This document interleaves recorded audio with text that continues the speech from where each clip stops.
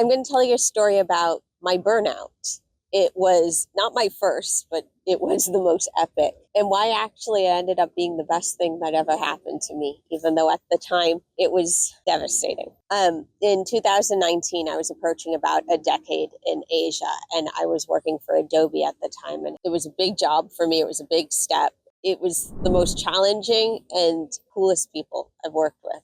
Like, that was a really, really impressive company. But I burned out, and I had, after a decade, I was lonely. I was, even as an expat, I was an odd one out. It was an exhausting experience and an isolating experience in so many ways. And so I took some time off, hoping that that's all I needed. And I came back and realized it wasn't. And I couldn't give the company what they deserved. And so I had to resign. And because in Singapore, your unemployment classes, it was time to come home for 100 reasons. It was time to come home. And I did. And it was such a heartbreak at the time, because I had finally reached this point in my especially late 30s, where I had finally become the woman the 25-year-old version of me would have really looked up to and admired. I was like corporate Carmen Sandiego. And, it was like from the outside, like I had it. And even on the inside, to a certain extent, I was so proud of myself, but I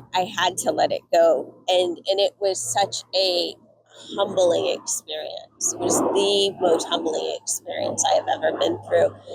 And coming back to the States was really difficult. I had been gone at that point for almost a decade, and I'm already a complicated multinational. And I had changed a lot in that decade, and America had changed a lot in that decade.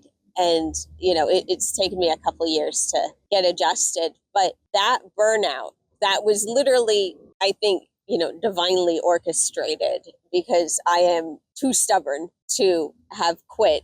But I think like it had to happen to me, and it ended up the best thing that ever happened to me. And sometimes you don't see it immediately. You actually absolutely won't see it immediately. Keep your faith. Don't worry. Sometimes it ends up really becoming the blessing you needed.